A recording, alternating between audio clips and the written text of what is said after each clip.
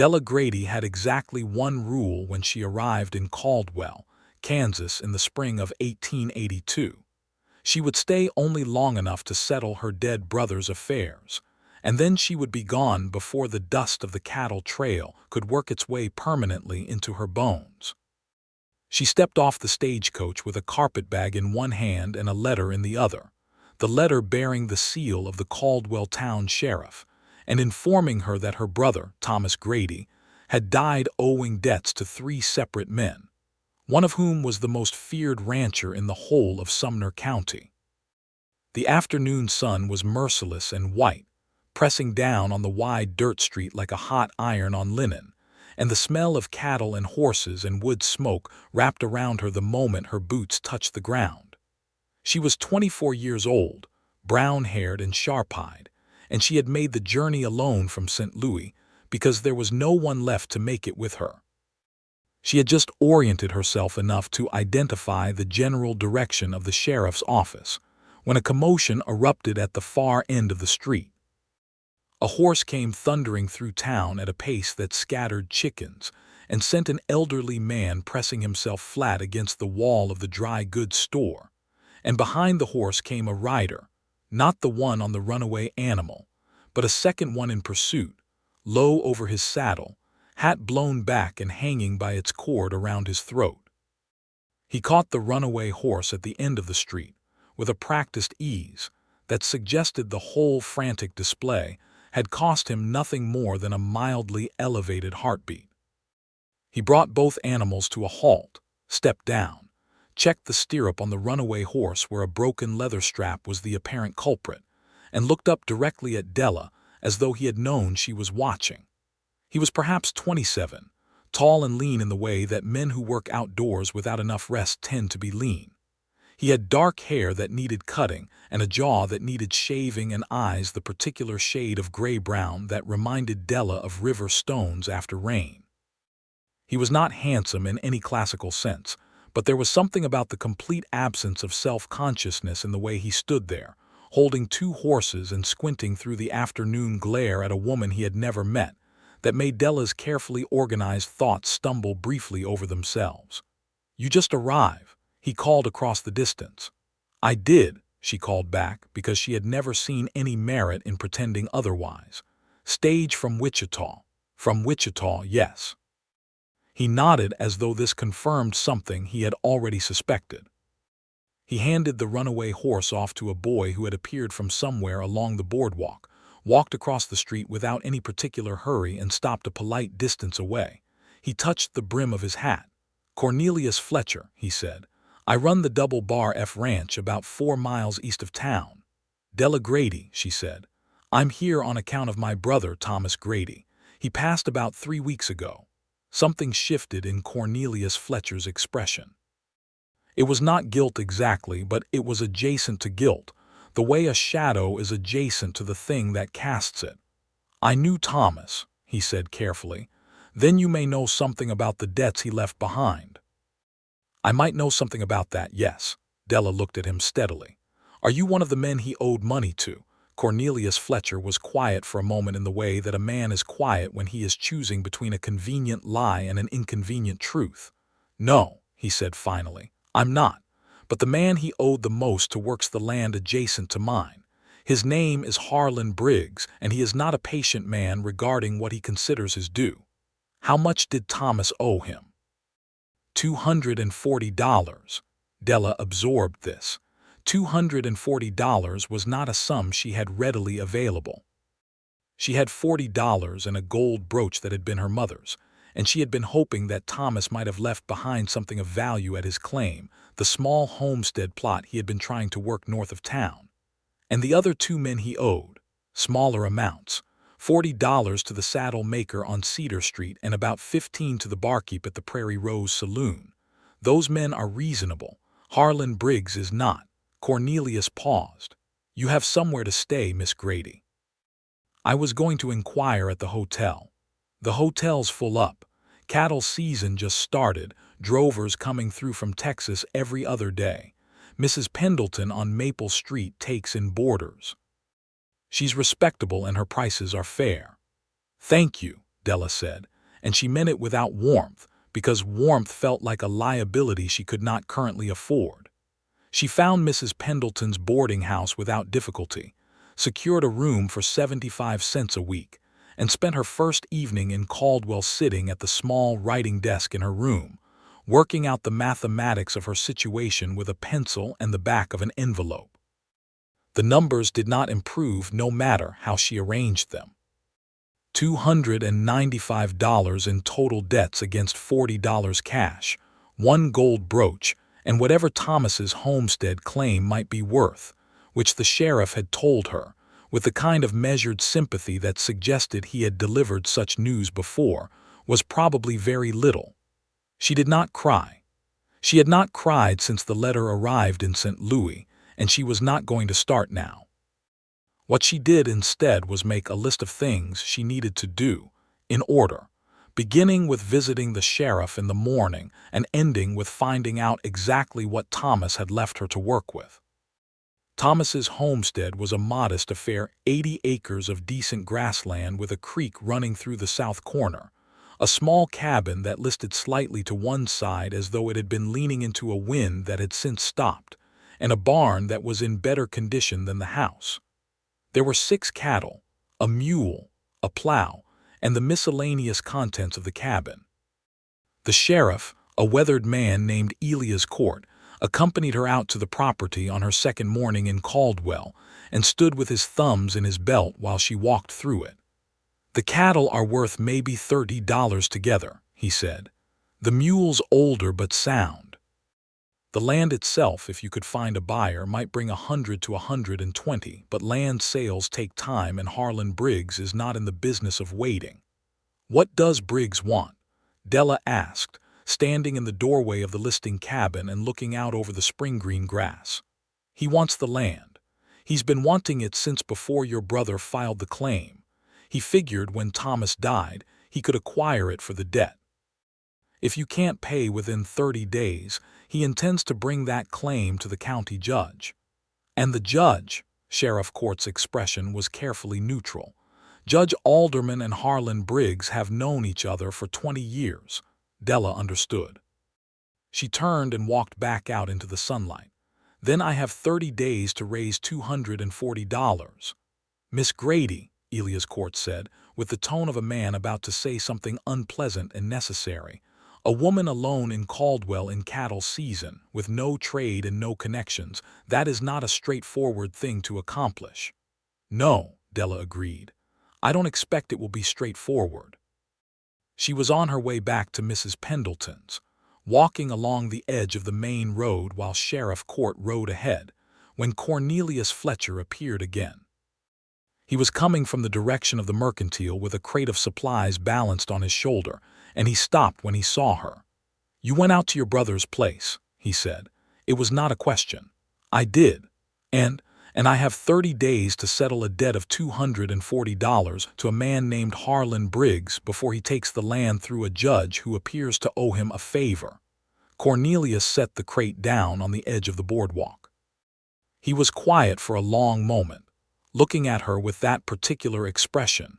She was beginning to recognize the one where he was doing arithmetic in his head that had nothing to do with numbers. "I have some work that needs doing at the Double Bar F," he said carefully. "I've been looking for someone to keep accounts and manage the household ledger. My foreman's wife used to do it before they moved to Colorado. The work pays $12 a month, but you could stay at the ranch and your board would be covered on top of the wage." Della looked at him with a frank directness that made most people slightly uncomfortable. "Why would you offer that to a woman you met yesterday?" "Because your brother worked for me for about 8 months before he got himself into trouble with Briggs," Cornelius said, and something in his voice had dropped in pitch, become quieter and more careful. "And because the trouble he got into was partly my fault, and I've been carrying that around since he died." The afternoon wind moved through the street, lifting a column of dust and dropping it again 10 feet further along. Della considered the offer. She considered the man making it. She considered her $40 and her dead brother and the listing cabin with the good creek running through the south corner of it. "I'll take the position," she said. on the condition that my wages go directly toward the Briggs debt and that I have full access to the ranch's account books." "Agreed," Cornelius said, without a moment's hesitation. "And I want to understand exactly how my brother's trouble was your fault." Cornelius picked the crate back up. "That," he said, "is a longer conversation, but I'll have it with you. You have my word on that."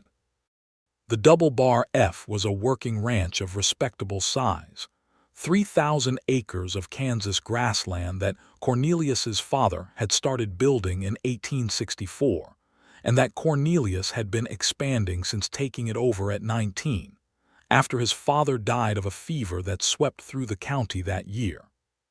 He ran 800 head of longhorns, employed 12 cowboys, a cook named Augustin who had come up from Sonora 20 years earlier, and who made chili that was so good it had once caused a visiting senator from Missouri to embarrass himself by requesting a second bowl before his first was finished, and a foreman named Wade Calloway, who was 52 years old, had a face like weathered saddle leather, and communicated primarily in single syllables and expressive silences.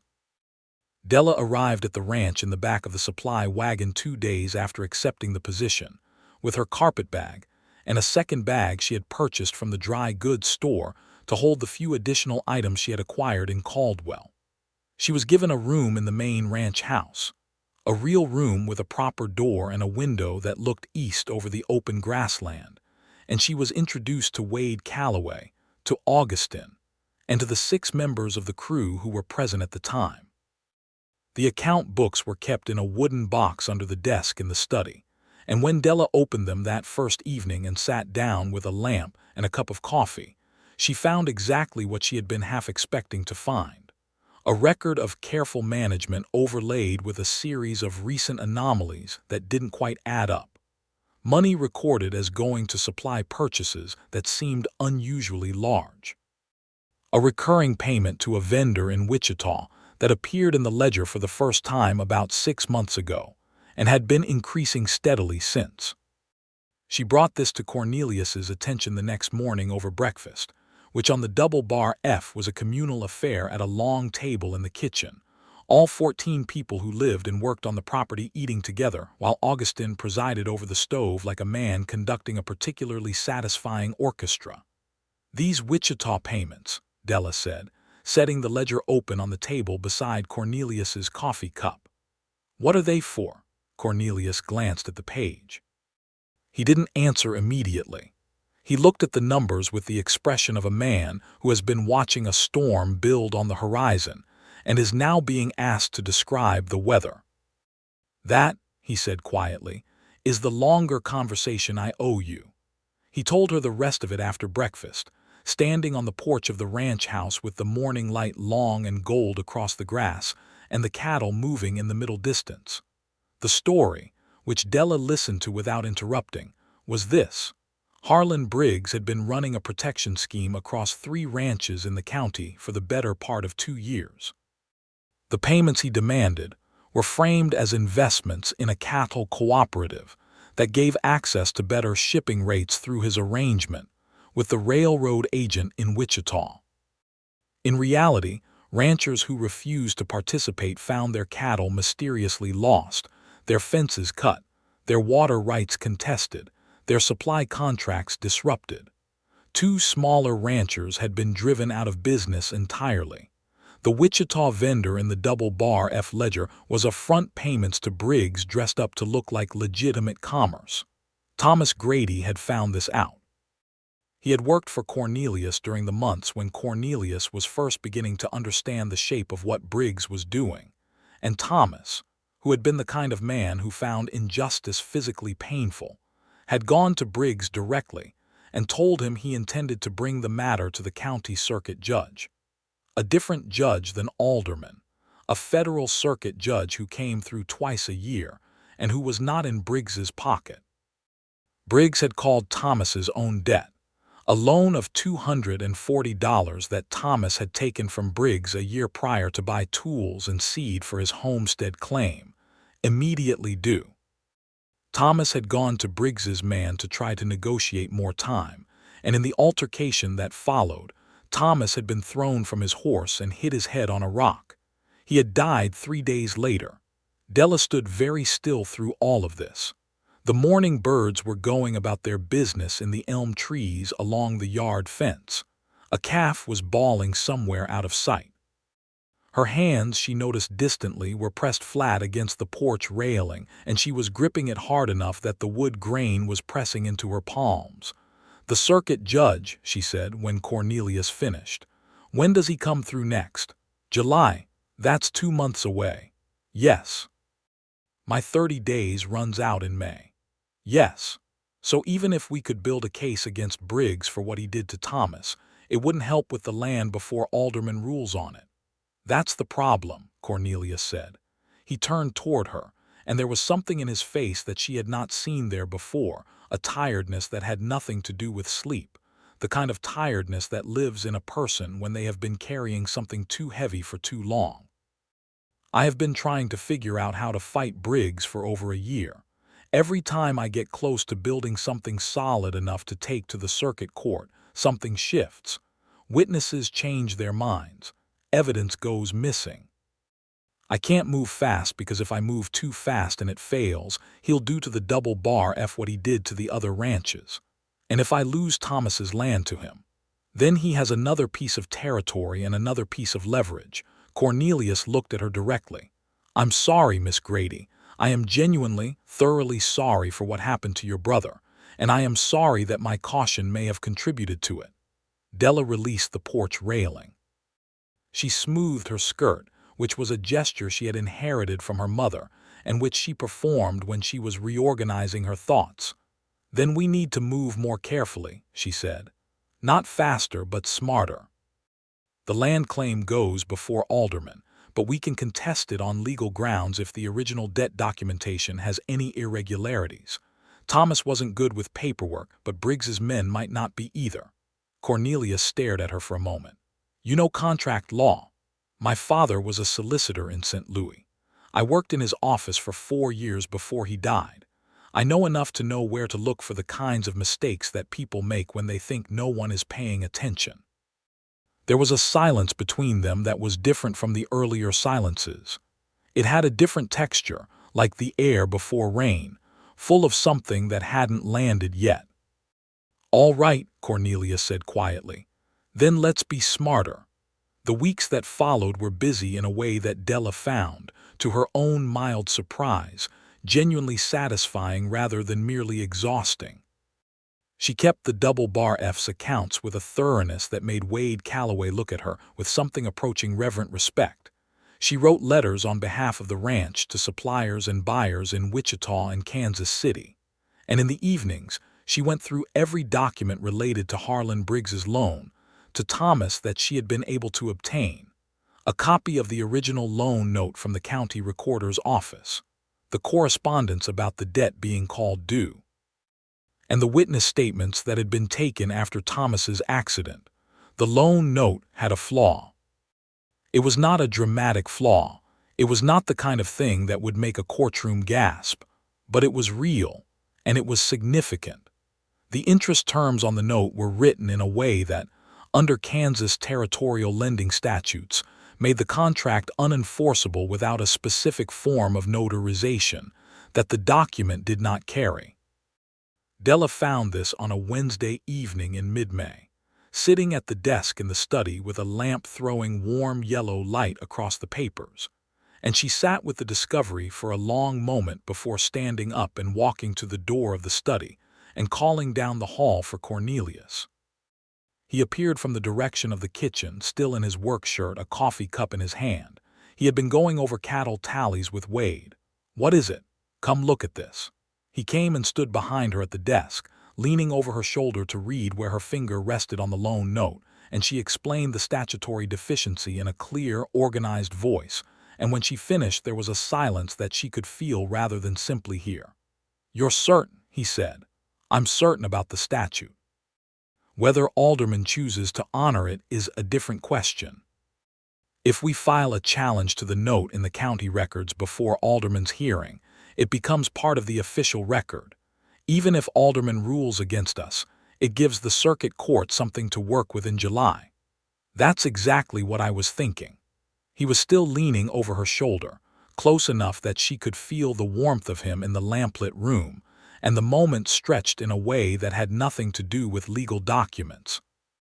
Della became aware of the particular quality of the silence and turned her head slightly. He was looking not at the paper but at her, with an expression that was entirely unguarded in a way she suspected he rarely allowed. He straightened up quickly, cleared his throat, stepped back a deliberate, appropriate distance. "I'll ride into town tomorrow and file the challenge," he said. "I know the county recorder. She's a fair woman and Briggs has no leverage over her." "Good," Della said. She turned back to the papers. Her heart was behaving in a manner that she found both inconvenient and, if she was being honest with herself in the quietest possible way, not entirely unwelcome. The challenge was filed. Alderman's hearing was set for the 28th of May, giving them just enough time to put together the formal documentation. In the 10 days before the hearing, Della and Cornelius worked in the evenings in the study while the ranch went quiet around them, and it was during these evenings that the longer conversation they had been having, not about law or debt or land, but about everything else, began in earnest. She told him about St. Louis, about her father's office with its high ceiling and its dusty bookshelves, about the way her mother had died when Della was 15, and how her father had responded by teaching Della to work. She told him about Thomas, who had been 2 years younger than her and brilliant in the particular reckless way of people who feel things too immediately and too strongly, and consequently make decisions with their hearts 2 steps ahead of their heads. She told him that she had been saving money in St. Louis to open her own bookkeeping service, that she had 4 clients and a small but growing reputation, and that she intended, when this was finished, to go back and resume what she had started. Cornelius told her about his father, a Kentucky man who had come west after the war and built the double bar F with his own hands on land he had purchased legitimately and with no small difficulty. He told her about learning to ride at 6 and to rope at 7, and to read account books at 10, because his father believed that a man who could not manage his own ledger was a man who would eventually lose everything he had built. He told her about the 2 years after his father died, when he had been 19, and the ranch had 8 employees and 800 head, and he had been terrified every single morning, and had refused to let any of it show. "You're still doing that," Della said one evening without particularly intending to. Cornelius looked up from the page he was reading. "Doing what?" "Refusing to let it show," she said, "whatever it is you're actually feeling. You make decisions very fast and you look very certain and underneath that you are doing arithmetic about how everything could go wrong." He held her gaze for a long moment. Outside, the May night was full of cricket song and the distant sound of cattle settling. "You've known me 3 weeks," he said. "I have been watching people for 24 years, she said. "And I've been in a room with you every evening for a week and a half." A beat of silence. Then the corner of his mouth moved in something that was almost, not quite, a smile. "Fair point," he said. He looked back at the page. "What about you? What about me? What are you not letting show?" Della considered this with the same honesty she brought to everything. "I am very frightened," she said with complete calm, "that I will fail to save Thomas's land and that the man responsible for his death will profit from it and that there will be no justice." "That's what you're not letting show." "Yes. You look extremely composed for someone describing terror." "I told you, I've had practice." He did smile then, a real one, and it changed his face entirely in a way that Della filed away in some interior location that she was not yet ready to examine. The hearing before Judge Alderman went precisely as badly as they had expected and precisely as well as they had hoped in their more optimistic moments. Alderman reviewed the challenge to the lone note with the expression of a man who has found something unpleasant in his boot and is deciding whether to acknowledge it. Briggs's lawyer, a sweating, prosperous man from Wichita named Carlton Pierce, argued that the notarization requirement Della had identified was a technicality and should be disregarded in the interest of legitimate commerce. Della, who was not permitted to address the court directly, but had spent 2 days preparing notes for the solicitor that Cornelius had hired, had anticipated this argument. The solicitor presented the statutory language with a precision that made Pierce's argument look not just weak but intellectually dishonest. Alderman ruled that, while the technical deficiency was noted for the record, the underlying debt was nonetheless valid, and the property claim would proceed. However, and he had cleared his throat before this however in a way that suggested he was well aware he was threading a needle, he set the final ruling 60 days hence, giving the parties time to explore settlement. This was not a victory, but it was not a loss either. It was time, which was what they needed. Outside the courthouse in the heat of the early afternoon, Briggs himself was waiting. Della had not seen him up close before. He was a big man, broad through the shoulders, with white hair and a wide white mustache, and the kind of self-possession that comes from years of having things go your way. He looked at Cornelius with the calm, measuring regard of a man who has decided to be patient because he knows he can afford to be. "Fletcher," he said, "nice legal trick, won't change the outcome." "It changes the timeline," Cornelius said. He was perfectly easy in his posture, perfectly relaxed, and Della recognized what she now knew to be his particular brand of controlled composure. "And it changes what the circuit court will have available to consider in July." Briggs turned his gaze to Della. "You are Thomas Grady's sister." "I am," Della said. "Your brother was a man who didn't understand the way things work." "My brother," Della said with a precise and even voice, "was a man who understood exactly the way things work and chose to challenge it. I find I have inherited that quality." Something moved in Briggs's eyes, not precisely anger, more a recalibration. He looked back at Cornelius. "60 days," he said, and walked away. They rode back to the Double Bar F in the late afternoon, Cornelius on his horse and Della in the buckboard. She had driven to town, and at the turn of the road where the ranch gate came into view, Cornelius pulled his horse alongside the buckboard and rode there for a while without speaking. The evening light was doing that particular Kansas thing where it makes everything look like a painting of itself, turning the grass to copper and the sky to a deep, saturated blue at its upper edge, and fading to pale gold at the horizon. 60 days, Della said. 60 days. That's enough time to build a proper case for the circuit court if we have the right evidence. The problem has always been witnesses, Cornelius said. The two ranchers Briggs drove out, one went to Colorado, one went back east to his family in Ohio. They might correspond with us, but getting them to appear before a circuit court is a different matter. What about your own cowboys? They've seen the fence cutting, the cattle losses. Briggs's men do the cutting. My men see the damage, not the act. Della thought about this. The buckboard wheels turned through a rut in the road and the whole vehicle shifted. "There's a man in town," she said. "Jimmy Rook. He drinks at the Prairie Rose. I've heard him talking when I've been in to pick up the post. He worked for Briggs until about 4 months ago and he left angry." Cornelius looked at her sharply. "Where did you hear that?" "Mrs. Pendleton used to take in Briggs's laundry before she decided she didn't want his money. She hears things." Della paused.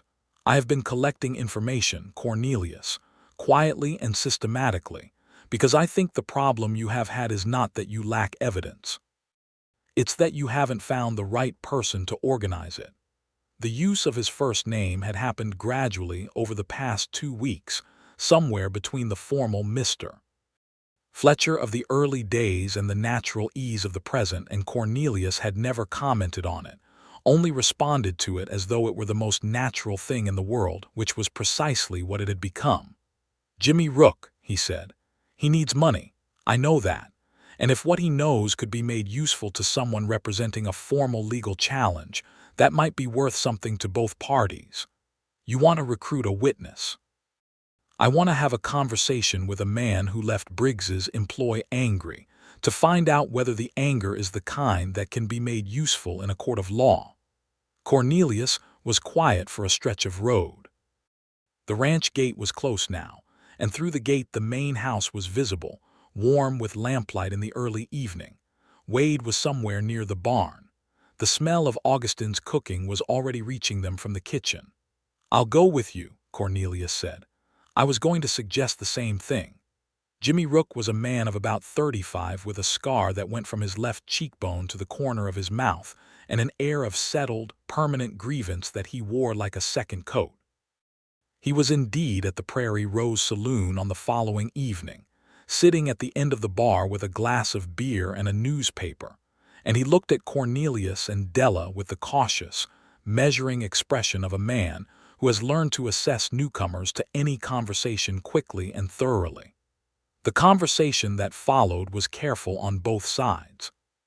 Cornelius ordered a drink he didn't intend to finish and let Della do the primary talking, which she did with a directness and intelligence that Della could feel Rook responding to, not romantically, but the way people respond to someone who is being honest with them when they have been accustomed to dishonesty. She laid out what she knew about Briggs, what she suspected, and what she needed. She named the specific incidents she was aware of and watched Rook's face as she named them. He was silent for a long while after she finished. He turned his glass on the bar top twice.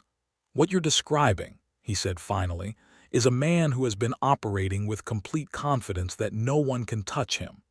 "Yes," Della said. "He fired me," Rook said, "because I asked him once why one of the fen-scudding jobs had gone south and a man had got hurt. Amos Greer worked for the Hatfield place. I wasn't sad the fence got cut, that wasn't my problem, but Amos got hurt bad and Briggs didn't care at all. Not one bit, laughed about it."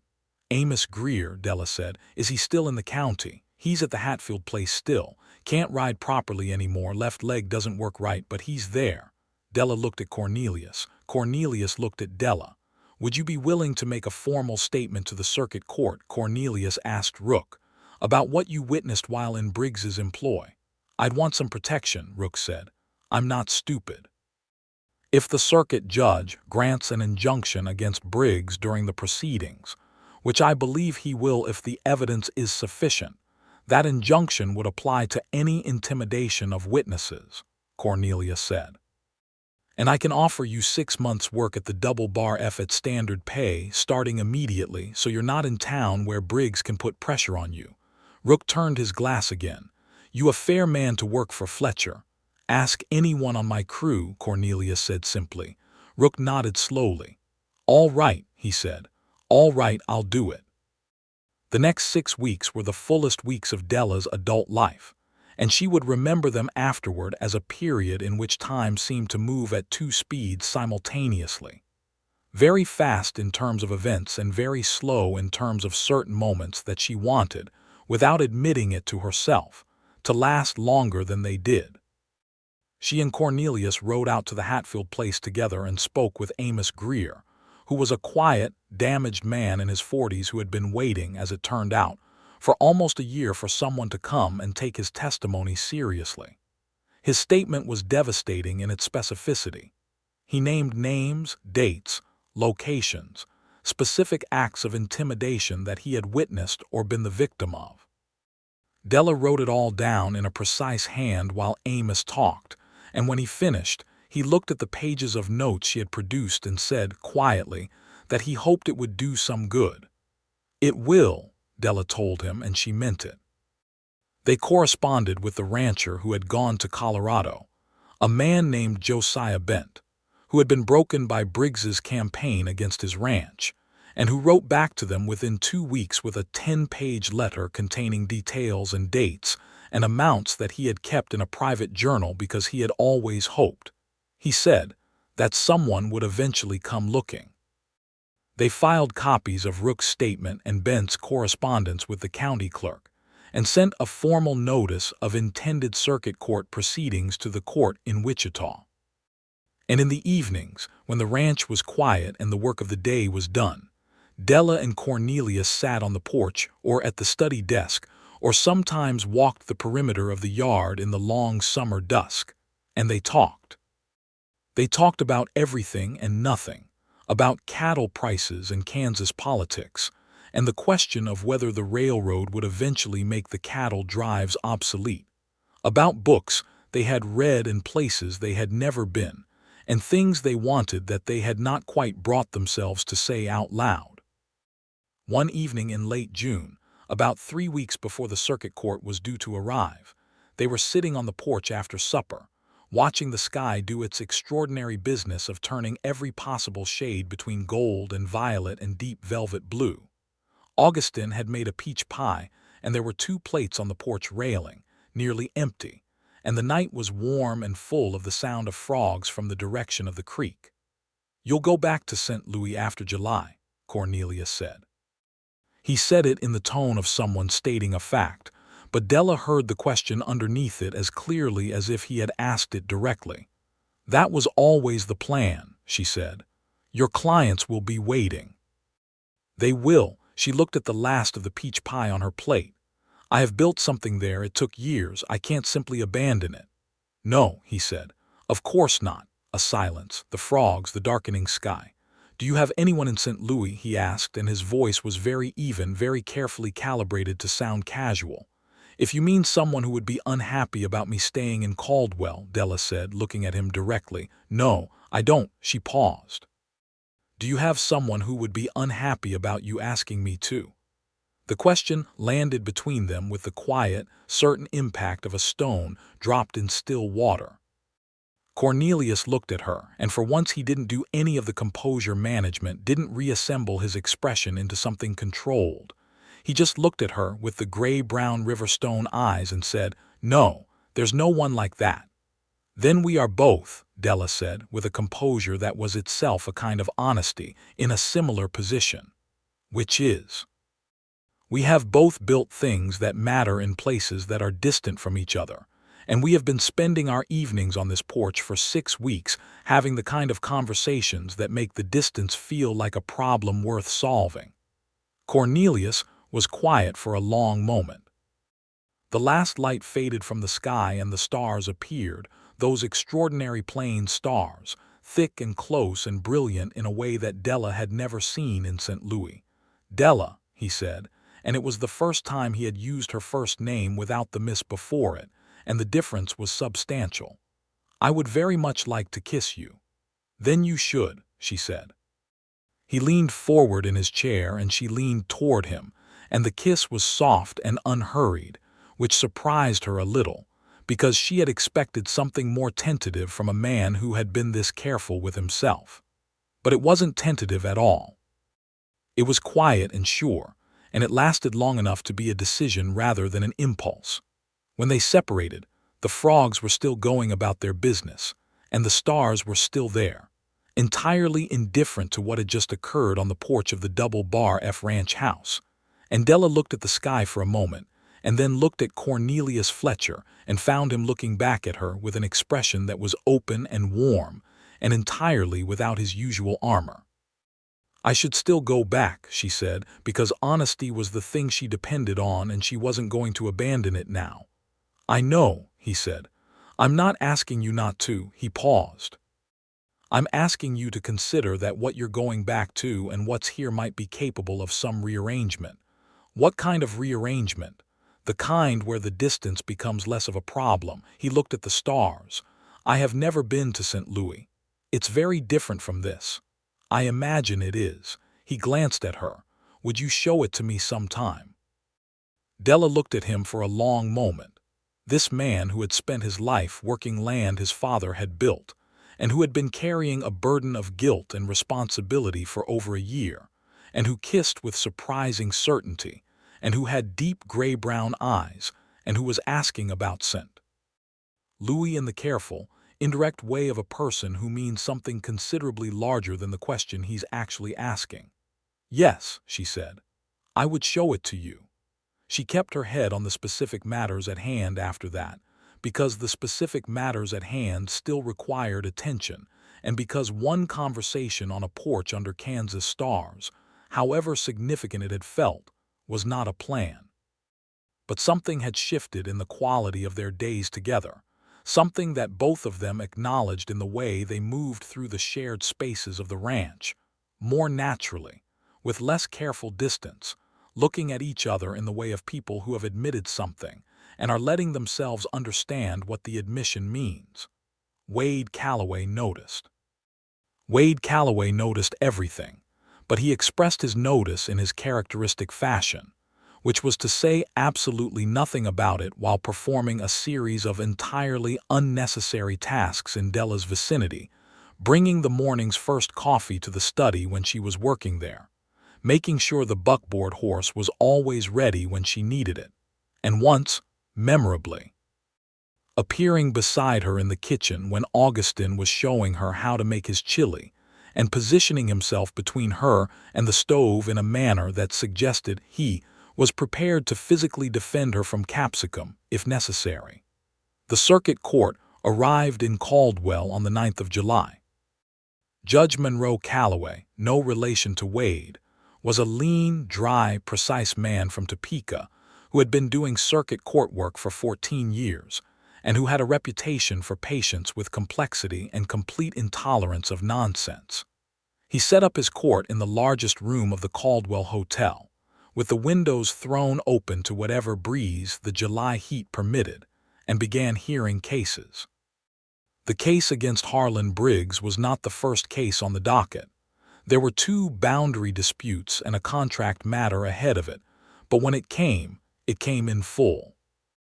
Della had prepared the case file with a thoroughness that reflected 4 years in her father's legal office and 6 weeks of determined work, and the solicitor presented it with clarity and force. Jimmy Rook gave his testimony in a steady voice, looking at Judge Calloway and not at Briggs, who sat at the other table with Carlton Pierce and 2 of his men, and an expression of studied calm that did not quite conceal something harder underneath. Amos Greer was there, brought to town the previous day in a wagon because his leg made riding impossible, and he gave his testimony with the quiet, particular dignity of a man who has been waiting a long time to be heard and intends to make full use of the opportunity. The correspondence from Josiah Bent was read into the record. Della's documentation of the loan note's statutory deficiency was presented. The pattern of payments from the Double Bar F and 2 other ranches to Briggs's Wichita front operation was laid out in the account book evidence that Della had organized into a clear, dated sequence. Pierce worked hard. He was not stupid, and he threw objections and alternative interpretations at the evidence with energy and skill. But Della had anticipated most of them, and the solicitor had responses prepared. Judge Calloway recessed for 1 day. He came back with a ruling that was 40 minutes long and thorough, and that contained the following key determinations. The loan to Thomas Grady was void as a matter of Kansas lending statute. The land claim based upon it was therefore void. The property reverted to the estate of Thomas Grady, and his heir Della Grady free and clear. There was sufficient evidence of a pattern of fraudulent commercial conduct and intimidation to warrant referral of charges against Harlan Briggs to the federal district court. An injunction against Briggs regarding any interference with the named parties or their properties was granted effective immediately, and the 2 ranchers who had been driven out of business would have grounds for civil remedy. The room was very quiet when the judge finished reading. Then it was not quiet, because several people were talking at once, and Carlton Pierce was on his feet making sounds that were not quite words, and Briggs was sitting absolutely still with the expression of a man who has just watched the floor he was standing on rearrange itself into something he does not recognize. Della sat in the row of chairs behind the solicitor's table and looked at the judge's ruling in its handwritten form on the table in front of her, and felt something she had been holding tightly for 2 months release itself, very slowly, like a fist gradually opening. Thomas's land was hers. Thomas had his justice, or the beginning of it. The federal referral would take time and there were no guarantees, but the case existed now. It was real and documented and in proper legal form, and it could no longer be suppressed by a county judge who owed Harlan Briggs a favor. She felt a hand on her shoulder. Cornelius, who had been sitting behind her, and she reached up without thinking and put her hand over his, and they stayed like that for a moment in the noisy room while the ruling settled into the world. Outside the hotel in the fierce July sunshine, Cornelius turned to her and said, "You did that." "We did that," she said. "You organized it. You found the flaw in the note, you identified Rook, you prepared the case file. I provided the context and the horses. You provided considerably more than that." She looked at him. He was squinting in the sun, his hat at its usual slight angle, and there was something in his face that was pure, unguarded relief. "Are you all right?" "I haven't been all right since Thomas died," he said honestly. "I think I might be starting to be all right now." The days after the ruling had a particular quality of aftermath that Della recognized, the specific quiet that follows an extended period of urgency, when the body and mind are still slightly braced for crises that are no longer incoming. She spent 3 days at Thomas's homestead, working through what was there with a clear eye. The land was hers now. The question of what to do with it was a real question that she had not yet fully answered. She walked the property on the 3rd day in the early morning, when the dew was still on the grass, and the creek in the south corner was running full and clear from the spring rains, and she stood by the water for a long time. She thought about St. Louis, about her clients and her small established practice, about the apartment she had been renting and the city streets and the life she had built. She thought about what Cornelius had said on the porch, that what she was going back to and what was here might be capable of some rearrangement. She thought about the conversations that had filled the evenings of the past 6 weeks, and about the kiss on the porch with the stars overhead and the frogs going about their business. She thought about the way she had come to understand this land in its particular fierce beauty, the open sky and the grass that went on, and the way the wind worked across it, always present, always alive. She went back to the double bar. Cornelius was in the yard when she arrived, talking with Wade about the fall cattle drive to the railhead. He excused himself from the conversation when he saw her expression and walked toward her, and she met him in the middle of the yard because she had decided on something and she did not see any merit in delaying it. "I told you I would leave when the trouble was settled," she said. "You did," he said. "The trouble is settled now." "It is," he said. He was looking at her with the expression that she had first seen on the day they met, when he had looked up from the runaway horse and across the wide dirt street, and which she now recognized as his particular form of hope, the hope of a man who has learned to be careful about expecting things, but has not quite managed to stop wanting them. "Della, I have been thinking," she said, "about the land." He waited. "Thomas's homestead has good grass and a good creek. It would make excellent grazing territory. Adjacent to the double bar it would nearly double your southern range." She paused. "I am not going to sell it to you. I wasn't going to ask you to. No. What I was going to suggest," Della said, and here she found that the composure she had relied on for 24 years was doing something slightly unusual, which was trembling at its edges in a way that was both alarming and entirely appropriate to the moment, "is a different kind of arrangement." Cornelius looked at her. "What kind of arrangement?" "Kind," Della said carefully, "where the land is part of something larger, where the double bar and the Grady homestead are not 2 separate properties but one property belonging to 2 people who have decided they would rather be in the same place." The yard was very quiet. Wade Calloway had become extremely interested in the fence post he was standing near. Augustin could be seen in the kitchen window, and if he happened to be standing very still and watching the yard, that was entirely coincidental. "Are you asking me to marry you, Della Grady?" Cornelius said, and his voice was not perfectly steady, which she had never heard before and which was, she found, extremely reassuring. "I am presenting the proposition," she said. "You are welcome to make the formal request if that suits your sense of the proper order of things."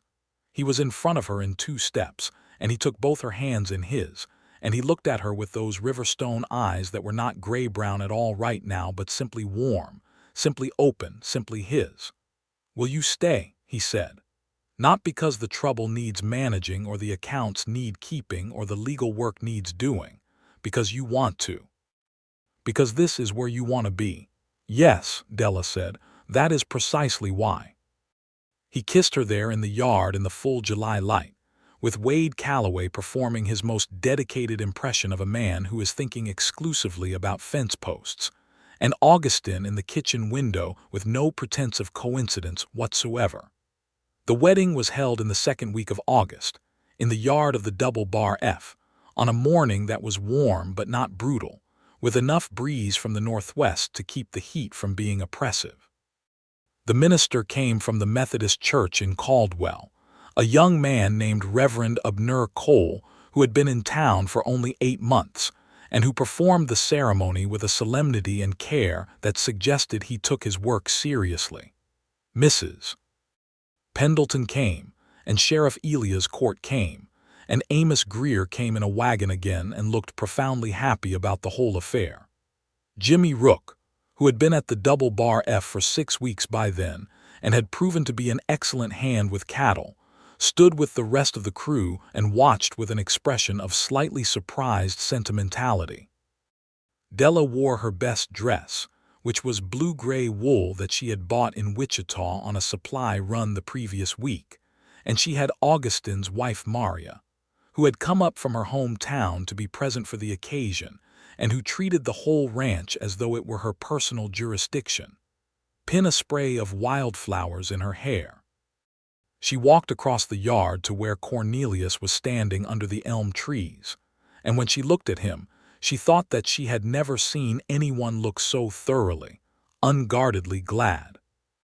The ceremony was short, and the vows were the traditional ones, except that both of them said "I will rather than I do," which the Reverend Cole accepted without comment, and when it was done, Cornelius Fletcher kissed his wife in front of everyone present with no hesitation whatsoever, and Wade Calloway actually smiled, which was an event of such rarity that 2 of the younger cowboys nudged each other and stared.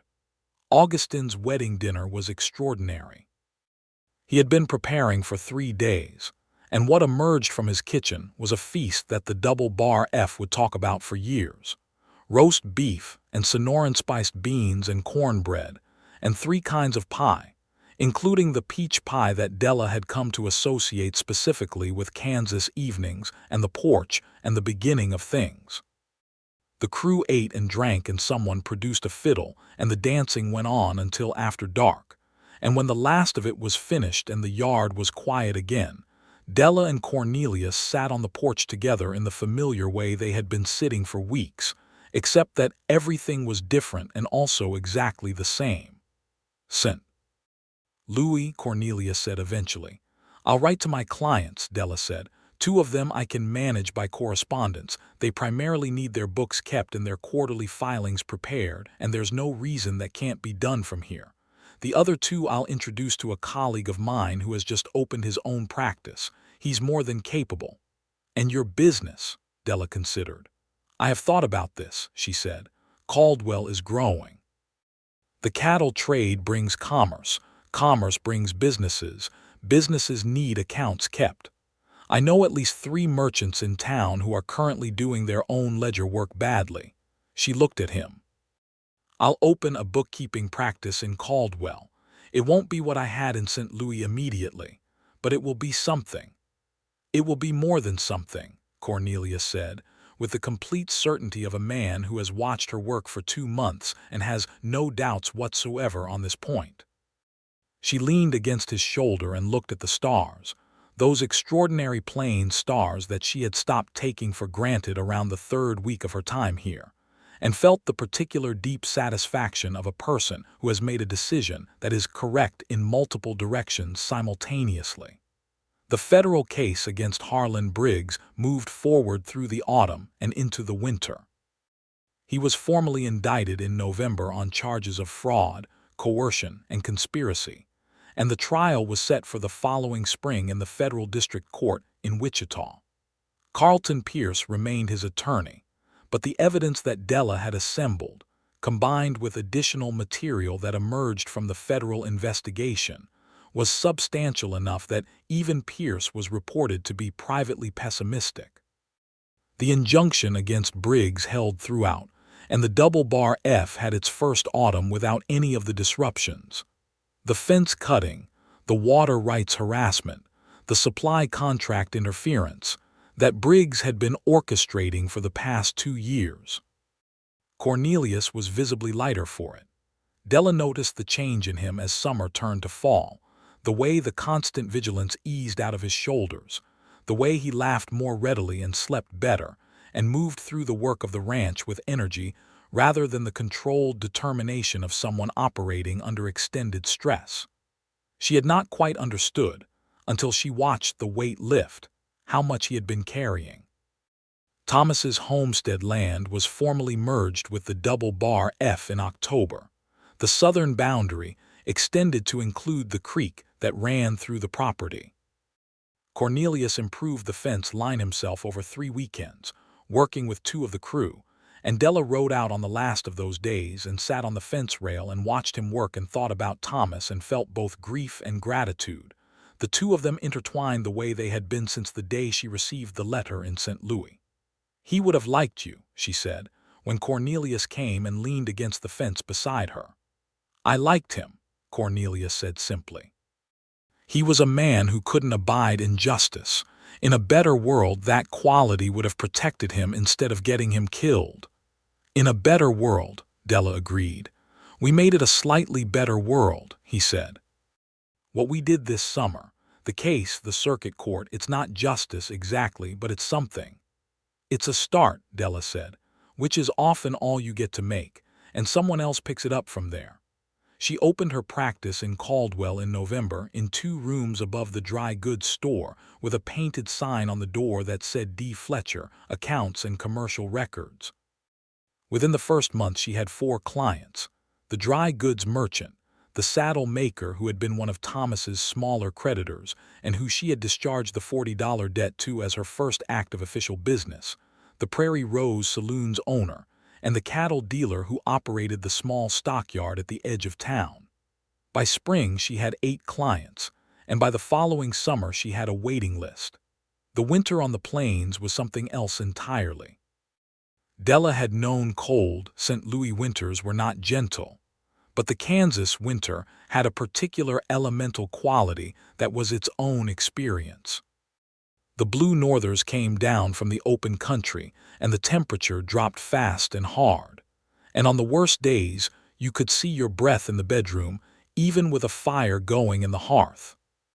She and Cornelius learned the particular domestic rhythms of surviving winter on a working ranch, the way everyone's life contracted toward warmth and practicality, the long evenings that stretched on in the dark with lamplight and books and conversation, and the ongoing chess game they had started in October and which had become genuinely competitive.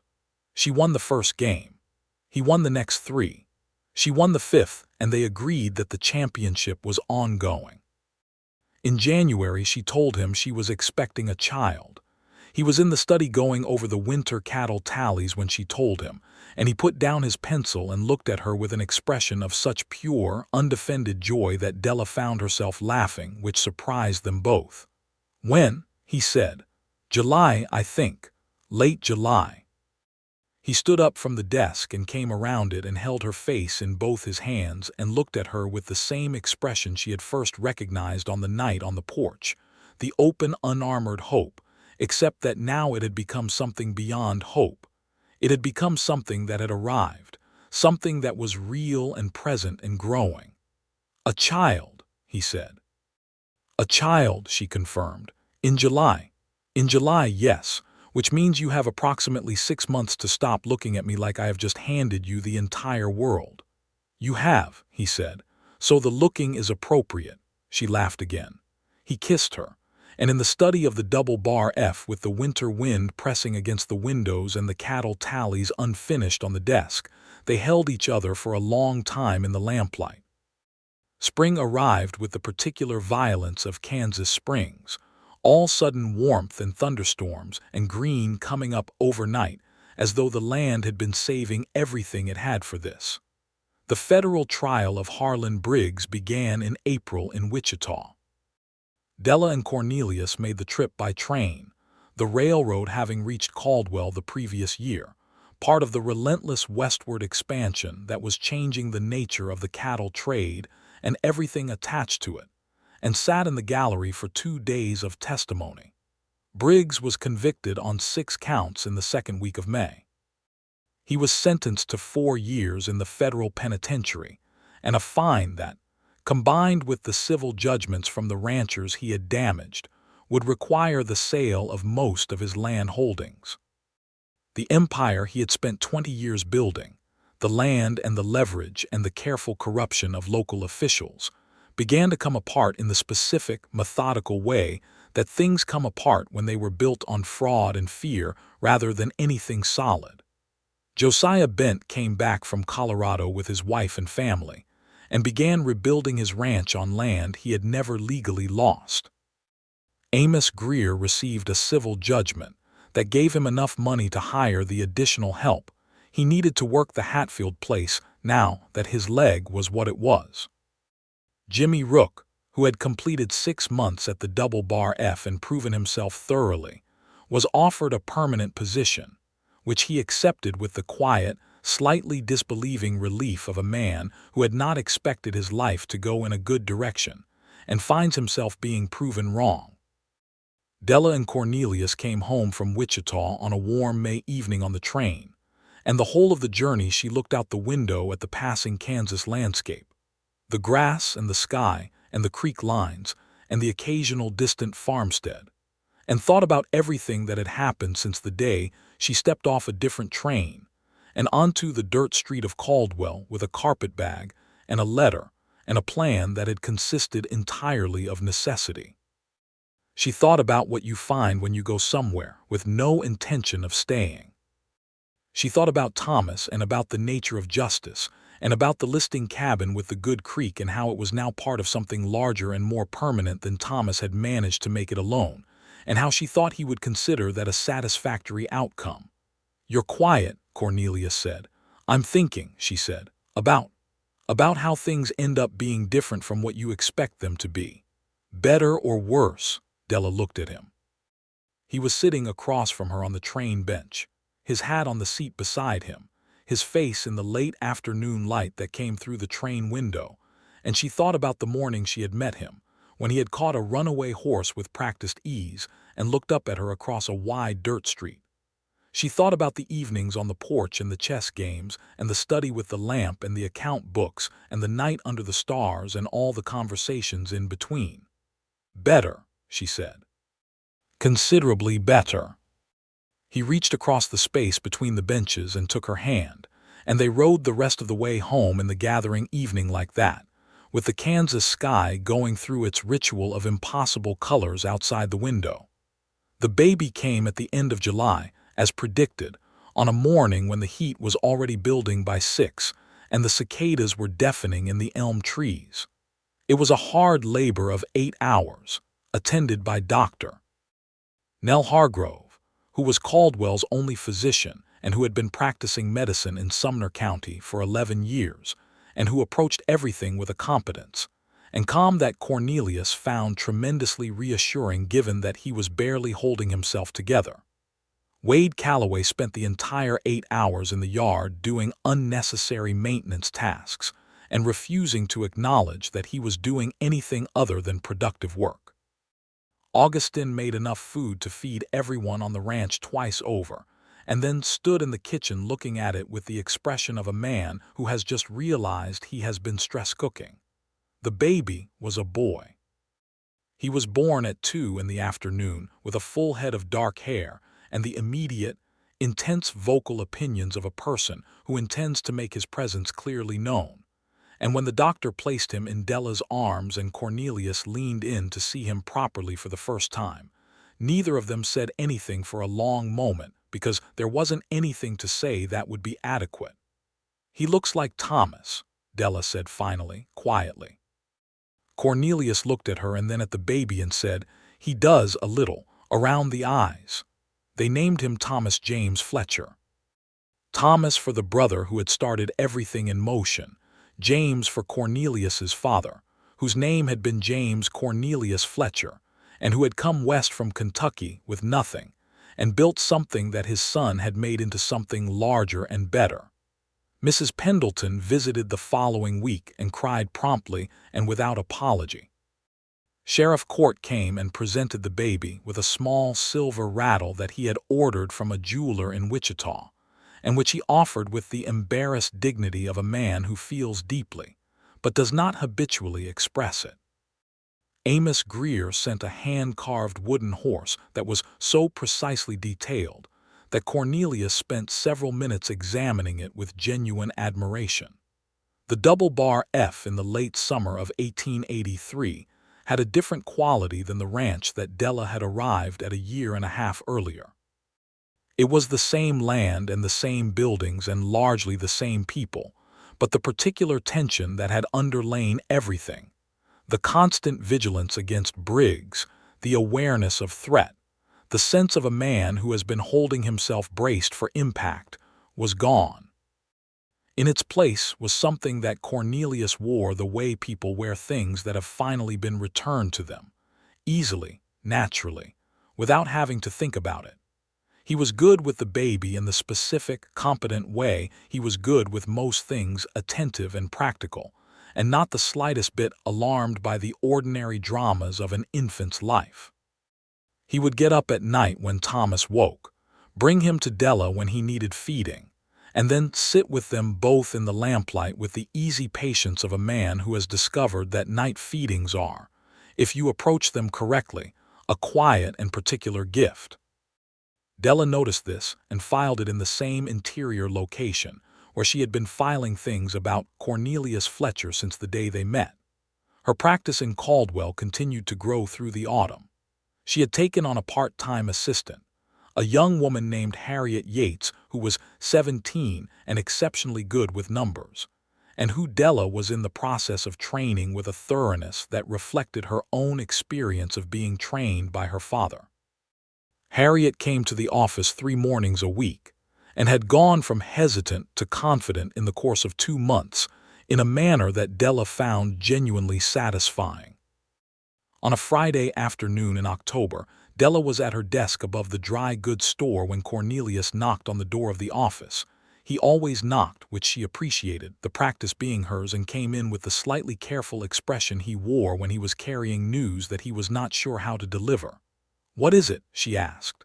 "Letter from St. Louis," he said. He set it on the desk. "From a man named Aldridge Patterson, your former client." Della recognized the name. Aldridge Patterson had been her most significant client in St.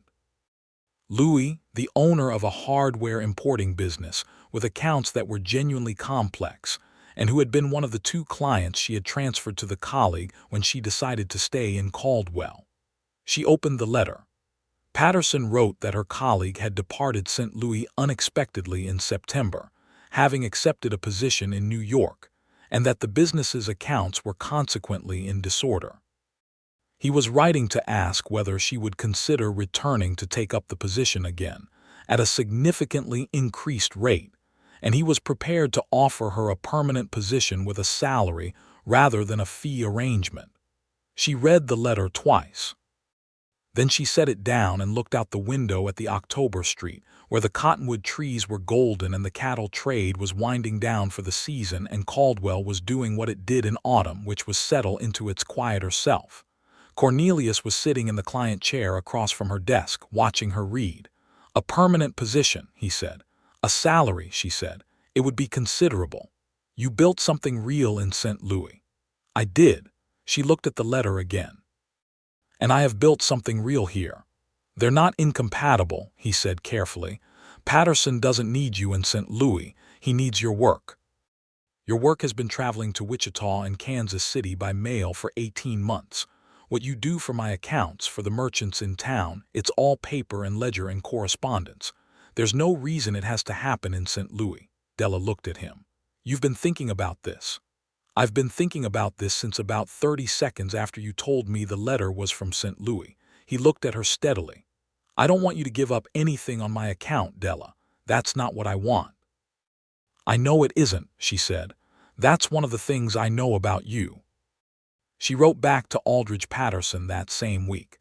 proposing an arrangement whereby she would manage his accounts by correspondence and quarterly visits, the first of which would occur in November, and that she would bring her full attention to restoring order to his books from whatever distance was needed.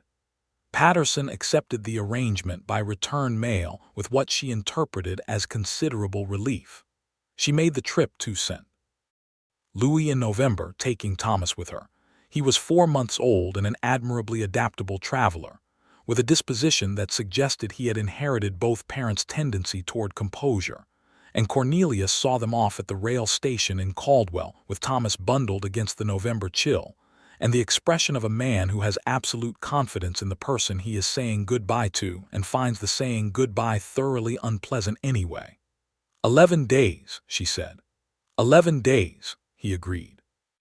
He kissed her and then looked at the baby in her arms, and his expression did the thing it always did, the open, unguarded warmth that he no longer bothered to manage or moderate. "Take care of each other." "We will," she said. St. Louis was exactly as she had left it, which is to say overwhelming in comparison to Caldwell, loud and dense, and full of the particular smell of a river city, coal smoke and commerce and the Mississippi at the bottom of everything. She walked the familiar streets and sat in Patterson's offices and sorted out the disaster that 4 months of disorganized bookkeeping had made of his accounts, and she showed Thomas the city with genuine affection. But she also noticed, in herself, the feeling that a person has in a place that was once home and is now something else, not unwelcome, but not quite what you are oriented toward anymore. The rooms where you used to fit exactly and now fit in a slightly different way. On her last evening in the city, she sat in the small hotel room with Thomas asleep in the portable cradle she had brought, and wrote Cornelius a letter that took 3 drafts because the first 2 were not honest enough. The third draft said, among other things, that she had been thinking about what home means, and that she had concluded, more certainly than she had expected, that home was currently in a ranch house 4 miles east of Caldwell, Kansas, where the grass went on forever and the stars were extraordinary, and someone had left his side of the chess board set up waiting for her return. She posted the letter and came home. Cornelius was in the yard when the buckboard from the station came up the road, and he was moving toward it before it stopped. He lifted Thomas out of her arms and held him up in the December light, and the baby made the serious, intent face he made when confronted with something requiring consideration, and Cornelius laughed with a fullness that Della had come to understand was the specific sound of him when he was not thinking about anything except being glad. "He grew," Cornelius said. "Babies do," she said. He put his free arm around her and held her against his side, with Thomas between them both, and the Kansas winter was starting its approach, but right then, in the yard of the double bar F with the elm trees bare and the sky that particular cold weather blue, it was simply and completely fine. The following years moved in the way that good years tend to move, with a sense of abundance that is not without difficulty, but is fundamentally propelled by forward motion and the accumulation of things worth having. The ranch continued to grow. Cornelius expanded the herd slowly and carefully, adding another 400 acres in 1884 when a neighboring property became available at a fair price, and building a second barn that was Wade Calloway's particular project, and which came out so well that Wade looked at it with the specific pride of a man who has made something that will outlast him.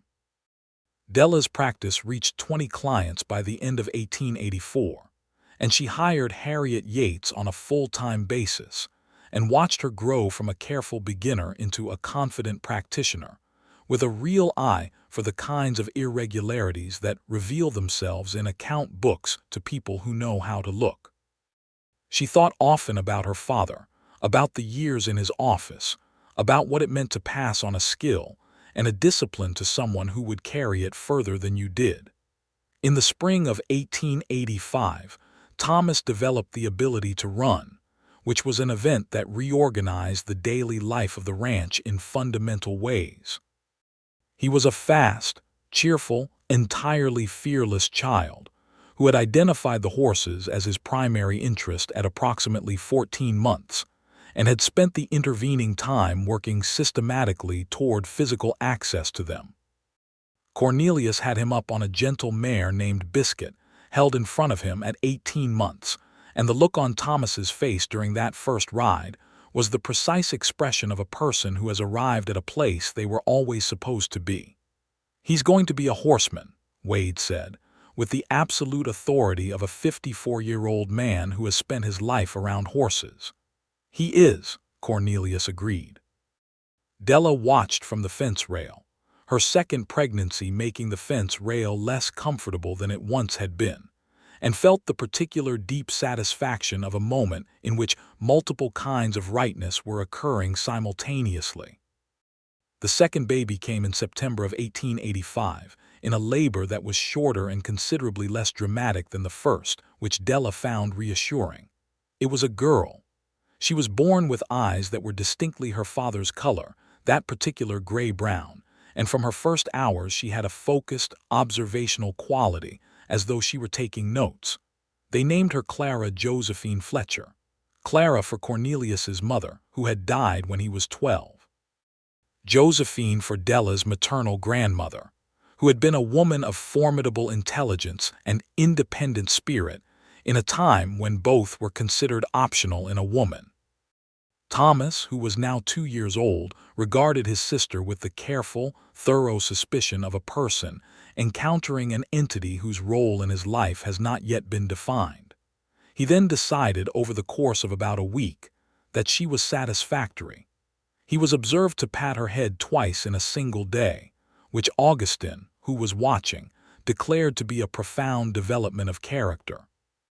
The years that followed settled into a fullness that Della sometimes thought about when she was sitting at her desk in the office above the dry goods store, or at the study desk of the ranch house in the evenings, or on the porch in the late summer when the frogs were going, and the stars were doing their thing with the vast clear Kansas sky. She thought about the woman who had arrived in Caldwell with $40 and a letter, and a plan that consisted entirely of necessity, and how thoroughly that woman's understanding of what was possible had been revised. Harlan Briggs served his 4 years in the federal penitentiary and was released in 1887. He did not return to Sumner County. The land that had been his was distributed in pieces to various buyers, including a portion that Josiah Bent purchased at a reasonable price upon his return from Colorado, and a portion that went to the county as payment toward the civil judgments. The empire was gone. What remained was a series of people who had survived it, and a set of legal precedents that made it slightly harder for the next Harlan Briggs who came along. On an October evening in 1887, when Thomas was 5 and Clara was 2, and the double bar F was running 1,200 head on land that now encompassed the Grady homestead, and 4,000 acres of some of the best grass in Sumner County, Della and Cornelius sat on the porch of the ranch house after supper with the familiar coffee cups and the familiar stars and the familiar frogs, and did not speak for a long time in the companionable way of people who have been living alongside each other long enough that silence has become a form of conversation. "Do you ever think about leaving?" Cornelius said eventually. Della looked at the stars. "No," she said. "Do you?" "Never," he said. "I think about everything else sometimes. Things that need doing, things that might go wrong, things I want for the children, but not leaving." "Good," she said.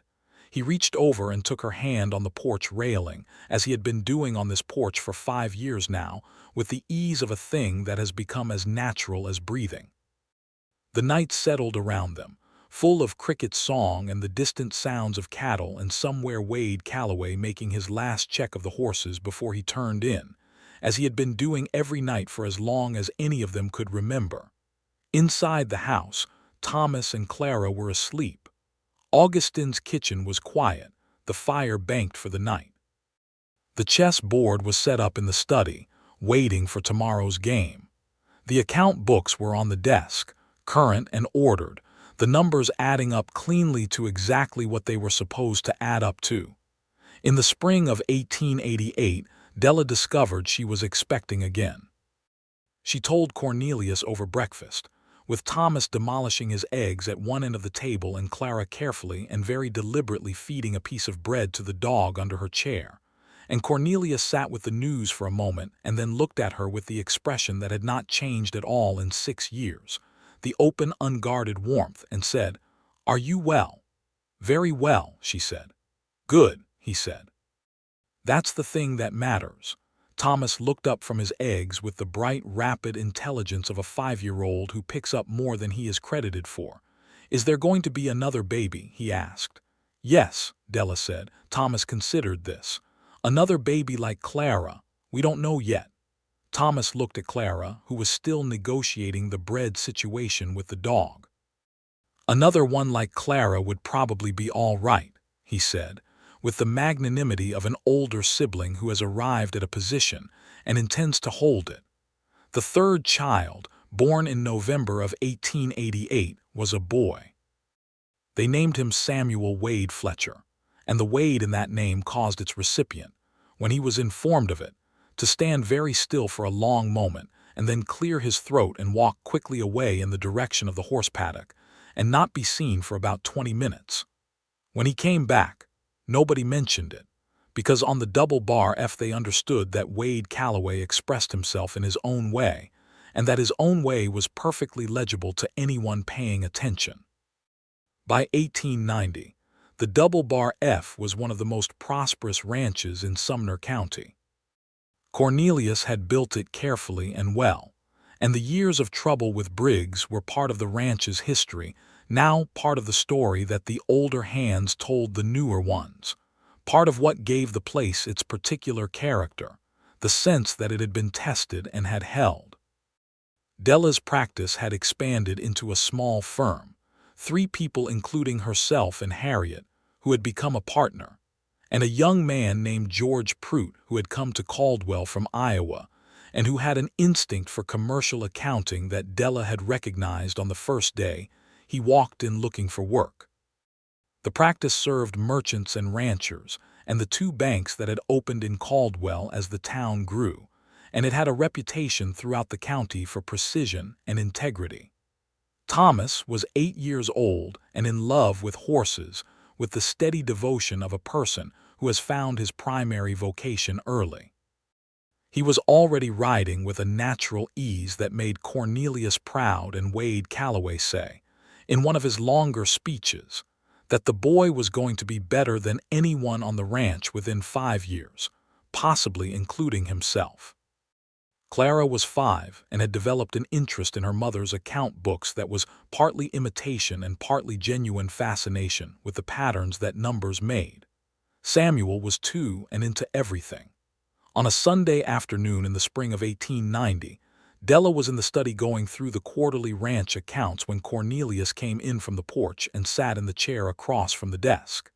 He had been outside reading, one of his genuine pleasures, a habit of long standing. "Jimmy Rook is getting married," he said. Della looked up. "Is he?" "The school teacher, Miss Abrams. He mentioned it this morning."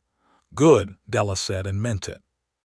Jimmy Rook had worked at the double bar F for 8 years now and had become, in the incremental way of things, part of the permanent fabric of the place. The schoolteacher was a sensible woman from Ohio who had been in Caldwell for 2 years and had a good head and a kind manner. They'll suit each other. Cornelius was quiet for a moment. He was looking at her with the familiar, settled attention that still, after all this time, had the quality of something paying careful notice.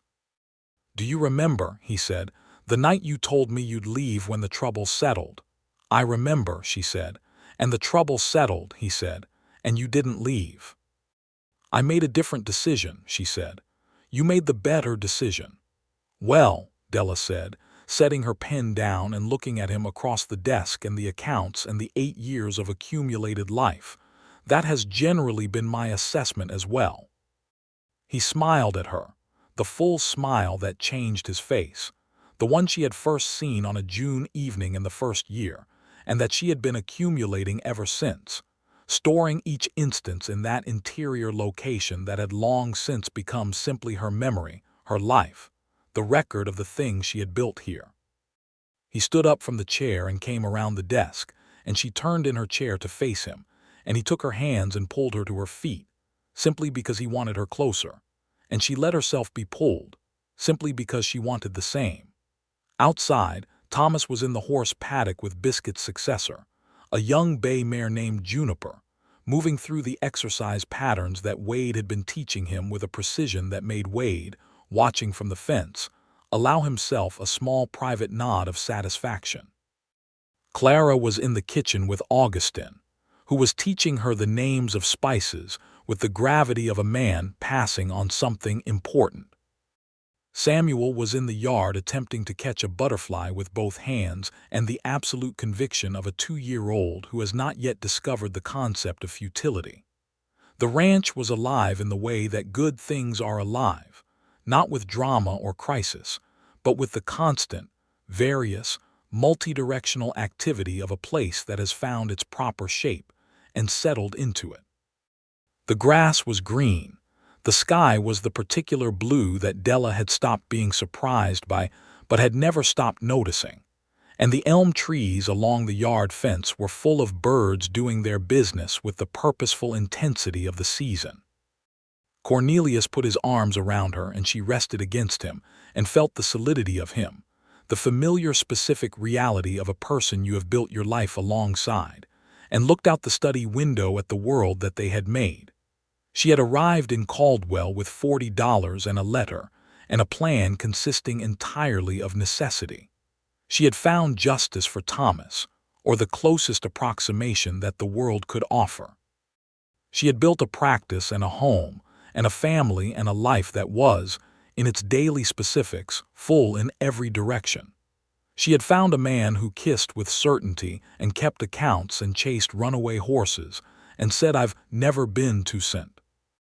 Louis in a way that meant something considerably larger than those words, and who had looked at her across a wide dirt street in the blazing afternoon heat of a Kansas cattle town, and asked if she had just arrived, as though the answer mattered. She had told him she would leave when the trouble settled. And Cornelius Fletcher had, in his quiet and methodical and entirely characteristic way, kept the trouble from settling for precisely as long as it took for her to understand that leaving was no longer the plan. And then the trouble had settled, and she had stayed anyway, because by then it was the only reasonable choice, and because the distance between sent.